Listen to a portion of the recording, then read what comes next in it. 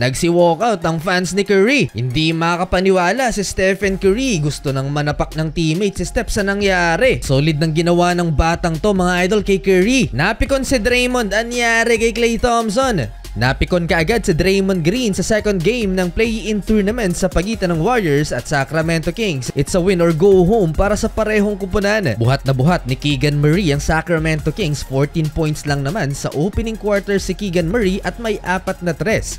Nasa Sacramento ang momentum at nag-aangas itong si Keon Ellis nang makapag-steal siya kay Stephen Curry. 5 points pa lang sa opening frame si Steph. Showtime mode naman si De'Aaron Fox, monster putback dunk sa harap ni Draymond Green. Pabor sa Warriors ang laban na to dahil wala ang 6th man ng Kings na si Malik Monk.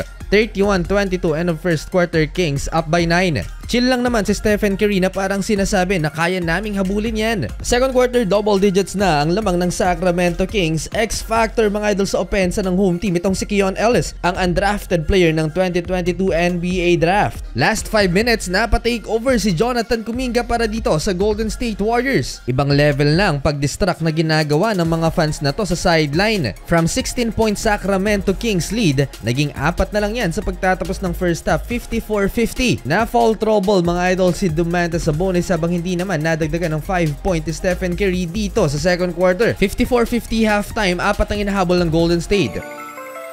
Third quarter finally at nasundan na rin ang puntos kanina ni Stephen Curry sa first quarter. Back-to-back pa, layup at 3-pointer. 1 point na lang sana ang lamang ng Sacramento Kings nang muling mag-run ang home team. Napaka-consistent na De'Aaron Fox, so far 20-point game na para sa superstar ng Sacramento. Idagdag mo pa ang impact nitong si Keon Ellis both offense and defense. Another 3-pointer for Stephen Curry, may kasama pang foul, 4-point play opportunity at napatingin sa official, finally nakakuha na rin ng foul. Pero malaki ang dapat habulin ng Golden State Warriors. Small ball lineup ang Warriors dito sa second half at binawasan ang minuto ni Trayce Jackson-Davis, pinaupo ni Steve Kerr. Mukhang gusto nang ipag-beach ni De'Aaron Fox ang Golden State Warriors, back-to-back 3-pointers mula kay Fox and Keegan Murray. Tinatamad na si Draymond Green at total lockdown ng inabot ni Stephen Curry mga idol sa Sacramento Kings. 2-3 ang bumabantay, nasupalpal pa siya ni Keon Ellis. 15-point game, 91-76 heading into fourth and final quarter. Nagkakalat si Klay Thompson mga idol, 0 out of 8 from the field so far. Fourth quarter, hawak pa rin ang Sacramento Kings ang momentum. Walang katulong si Stephen Curry. 3-pointer na sana sa play na to pero nag-commit pa ng offensive foul